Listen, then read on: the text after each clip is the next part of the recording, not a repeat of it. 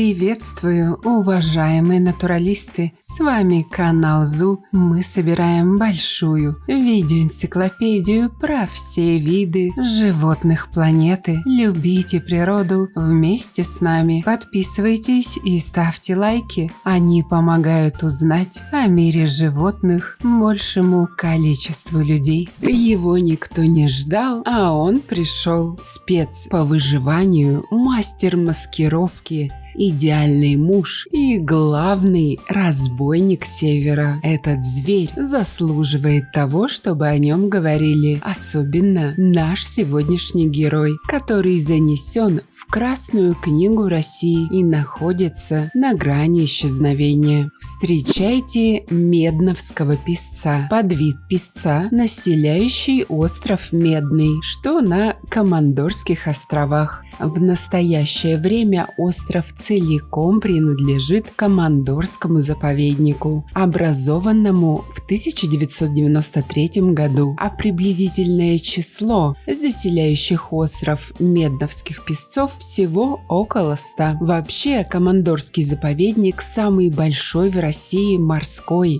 биосферный курорт для водоплавающих животинок. Площадь его охраняемой акватории более 3 миллионов гектаров. Такую же территорию занимает, например, Бельгия. Заповедник расположен на Командорских островах и прилегающей акватории в северной части Тихого океана между Евразией и Северной Америкой. Там живет много очень редких, в том числе эндемичных для этой территории видов флоры и фауны. Но вернемся к песцам. Как вы поняли, название Медновский песец связано с названием острова Медный, на котором он живет. Другое, неофициальное название медновского песца – голубой, за его характерный оригинальный цвет шубки. Песцы живут там, где есть тундра. Точнее, даже так, везде, где есть тундра, точно живут песцы. Миллионы лет назад они выбрали этот суровый край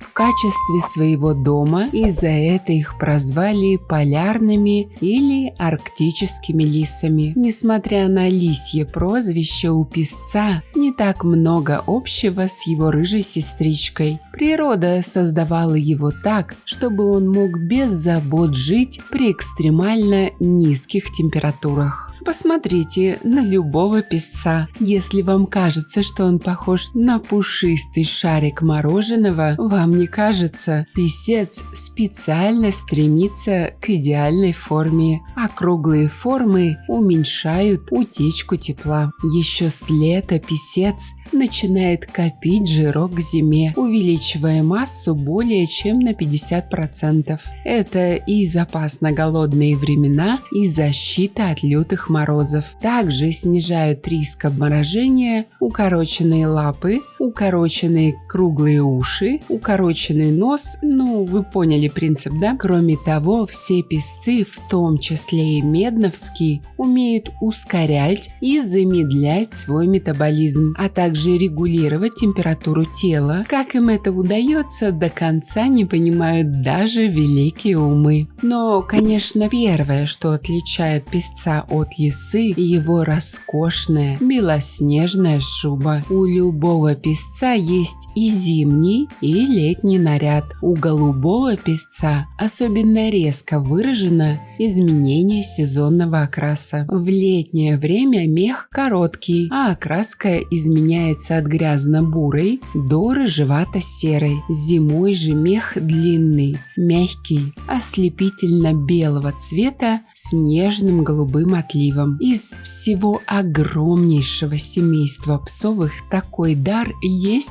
только у песцов. Именно поэтому песец на самом деле подкрадывается незаметно, ведь его окрас сливается как с буйствующей пестротой весенней тундры, так и со слепительными снежными барханами. Однако все попытки слиться с брутальной арктической фауной мало помогают маленькому голубому песцу от окружающей его опасности. Большинство хищников тундры крупнее и сильнее песца. Чтобы выжить, лису пришлось стать практичным и максимально непривередливым к еде. Все песцы, и медновские не исключение, едят все. Вот в смысле вообще все. Мясо, растения и ягоды, рыбу. Не гнушаются даже падалью. В рацион именно голубого песца входят преимущественно морские птицы и их птенцы. Он склонен есть рыбу, моллюсков и морских беспозвоночных. Кстати, обычные песцы, не голубые, не стесняются бродить за белыми медведями, чтобы подождать момент, когда можно будет урвать кусочек от обеда самого крупного наземного хищника. И Михалыч обычно совсем не против. Зафиксированы даже случаи дружбы песца и белого медведя. Вот такой вот милый природный симбиоз. К сожалению, нашему сегодняшнему герою с дружбой не повезло, потому что медведей на Командорских островах нет ни бурых, ни белых. Поэтому людишки совершенно не боятся ходить по тамошней тундре, что неминуемо приводит к бесконтрольной охоте на наших редчайших медновских песцов. В холмах и сопках трудолюбивый арктический лис выкапывает настоящие многоуровневые лабиринты с десятками ответвлений и ходов-выходов. Одна система из связанных между собой нор может покрывать площадь более 1 километра, а в глубину такие шахты доходят до самой вечной мерзлоты. Такие постройки очень хорошо видно с высоты. Убежища песцов из-за постоянного взрыхления почвы с приходом весны зеленеют быстрее всех. Ну а поскольку благоприятных локаций в тундре немного, норы лисы-землеройки используют десятилетиями, передавая их по наследству своим отпрыскам. Великие умы даже находили песцовые лабиринты, которым уже несколько тысяч лет. Ну а теперь поговорим о нелегкой судьбе песца-самца. Весной его начинают интересовать дамочки, и он ищет свою единственную. Сделать это совсем непросто, особенно в такой маленькой популяции. Сначала все песцы должны завоевать сердце дамы в бою с другими женихами. Но если ты вышел из схватки победителем, то это еще ничего не значит. Наступает конфетно-букетный период с ухаживаниями. Они у песцов странные.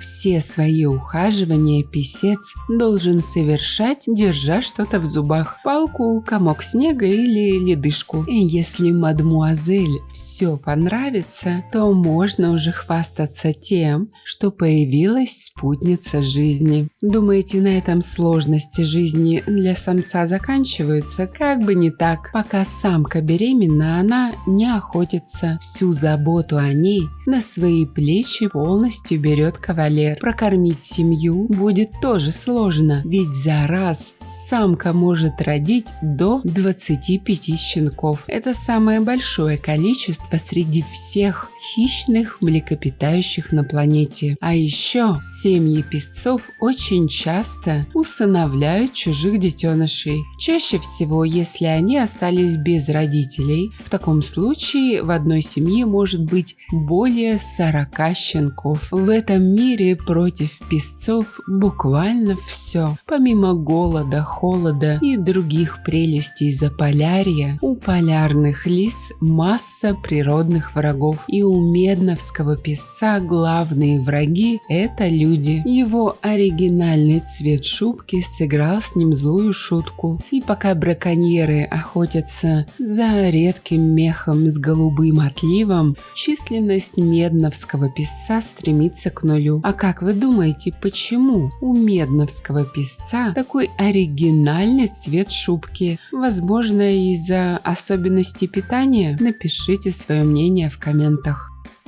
Становитесь спонсорами проекта всего за 99 рублей в месяц. Этим вы поможете популяризировать зоологию, что очень важно в современном мире. Также обращаю ваше внимание на то, что у нас появились дизайнерские брендовые футболки от канала. Приобрести их можно по ссылкам в описании к видео. Спасибо, что посмотрели этот ролик. Не забывайте ставить лайки, писать комментарии о том, какого бы животного вы хотели бы увидеть в следующем видео, и делиться этим видео с друзьями. Это очень помогает развитию нашего небольшого сообщества. Подписывайтесь на наши паблики по ссылкам в описании к видео. Там много интересного. С вами был канал о животных ЗУ. Мы собираем большую видеоэнциклопедию про все виды животных планеты. Любите природу вместе с нами. До скорых встреч!